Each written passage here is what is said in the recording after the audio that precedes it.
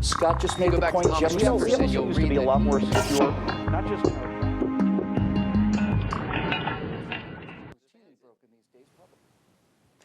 The football team went on strike, refusing to suit up, and a grad student refused to eat until the university president quit.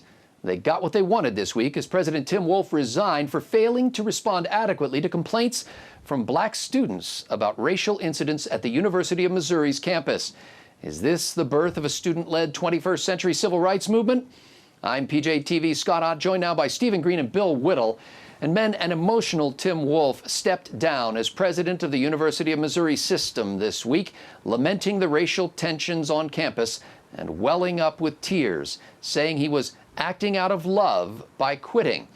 It's a victory for Jonathan Butler, the hunger-striking grad student, and for at least 31 members of the Mizzou Tigers football squad who held the program hostage, demanding Wolf's ouster in a week where they're slated to play a high-profile game. The forfeit would have reportedly cost Missouri $1 million. Now, it all started off campus September 11th when the student body president said some guys riding on the back of a pickup truck repeatedly shouted the N-word at him.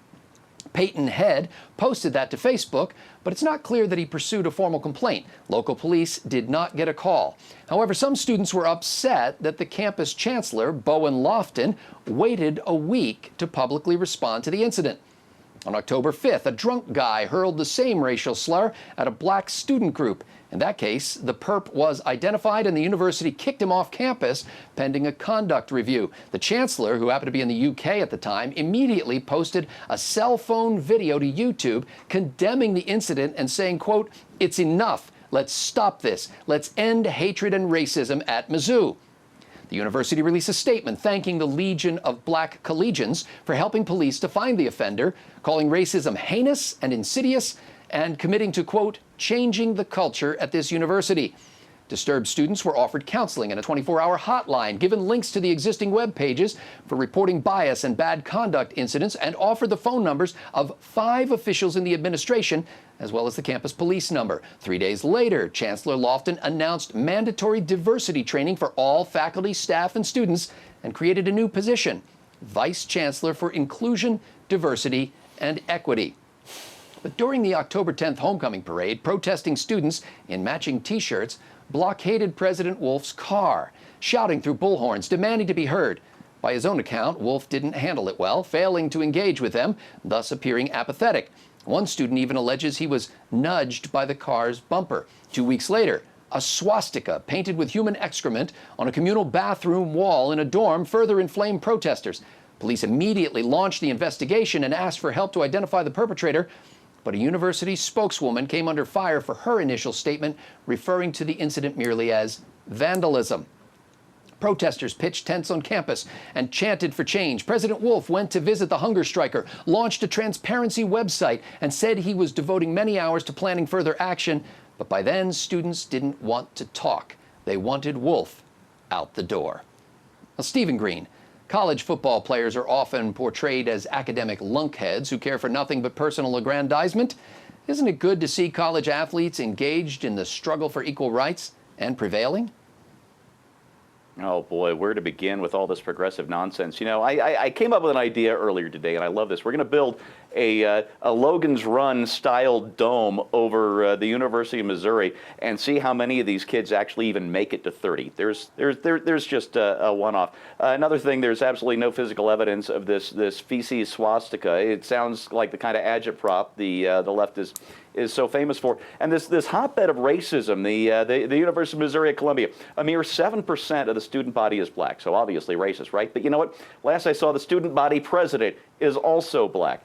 And this story really gets me. You know, I attended Mizzou back in the day. I started there in the fall of '87, and it was a very different student body, not just smaller. We had about 22,000 then. I think there are about 35,000 or so they're attending now.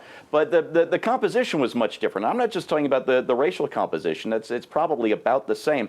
But in terms of college Republicans versus young Democrats or commissars in training, Stalin youth, whatever the hell they call themselves, the conservatives on campus, at least represented by those bodies, outnumbered the liberals by 2 to 1. Can you imagine such a thing? It was the last term of, or it was the last year of Reagan's second term. It was Morning in America again, and college students 2-to-1 by party organization identified themselves conservative 2-to-1 over liberal or Democrat. That's a remarkable thing. I bet you couldn't. I bet it's 3-to-1, 4-to-1, 5-to-1 the other way on that campus now. And the results show the progressives, the loony left, have taken charge of a school I used to love, and it makes me so, it's infuriating. And look at what they've done. You know, the left likes to complain that, oh, it's such a shame that these institutions of education have been taken over by the football programs. Well, guess what? They have just allowed the University of Missouri football program to take over a college campus.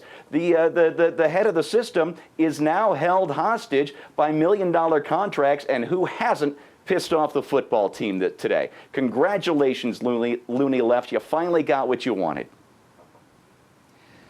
Well, Bill Whittle, this high-profile case will doubtless embolden oppressed students at other schools.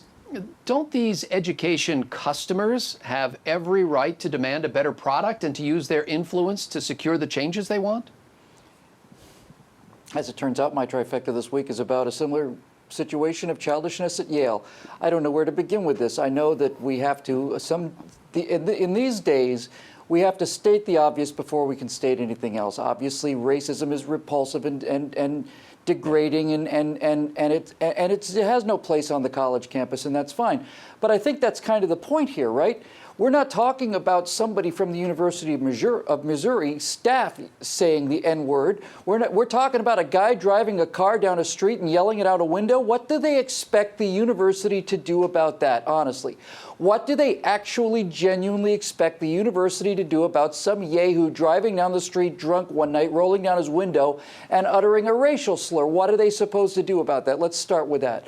The second thing is all of these additional things are a little suspicious, Scotty. We're going to take them as read because if it turns out it's true, it's one thing. But, you know, this swastika in human excrement, I haven't seen a picture of it. Maybe it's just that there aren't any cameras around these days. Maybe that's why there was no photo taken of it. You know, people take selfies of themselves in the bathroom 30 times a day, and they don't have a picture of this swastika, which is national news. I find that a little unusual. Somebody pointed out that you wouldn't write a swastika in human excrement if you were a Nazi. It'd be like a Christian drawing a cross on a wall in human excrement if you're a Christian.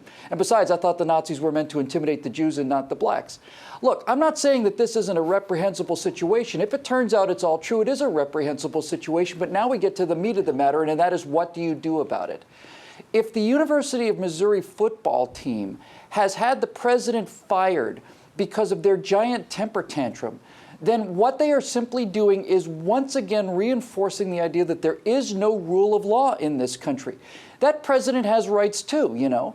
He has the right to an inquisition. I'm sorry, I slipped. Excuse me. He got his inquisition. I meant to say an inquiry. He has a right to an inquiry. He has a right to a hearing. He has a right to find out if any of this stuff actually did happen. He has a right to call witnesses. He has a right to some sort of due process before he has to fall on his sword. You know, this old saw about, hey, you know, one day we'd like to have a university that the football team can be proud of, is getting a little bit out of hand. And by the way, college football players, the most violent, generally speaking, the most violent, abusive, criminal players, on people on the entire university staff, these big, tough football players are going to have a strike because their feelings were hurt. I'm sorry, I just don't get any of this. I don't get any of it, right, at all. I don't get it. And I personally think that what's happening is, once again, we're negotiating with terrorists. And if these people think that they can get away with this, then what else are they going to get away with? If I'd been the university president, my response would be, we are launching a full investigation into all of these allegations. We're going to have students involved on the investigation panel. We're going to make sure every voice is represented. As far as the football team is concerned, you will either be there for that game in uniform on Saturday, and if you are not, we will use whatever walk-ons and backups we can. If you're not at the next practice, you're all off the team. Every single one of you, all of your scholarships are canceled. All of your big dreams of playing for the pros are canceled. It's all over. We're not going to be dictated to by a mob. If there's a legitimate problem here, we're going to solve it legally, and we're going to make sure you have a voice in the solving of it. But we are not going to corrupt the rule of law for a bunch of hot-headed idiots who've got lathered up over somebody rolling down a window and saying a bad name, which, by the way, is on every single one of their iPods 4,000 times.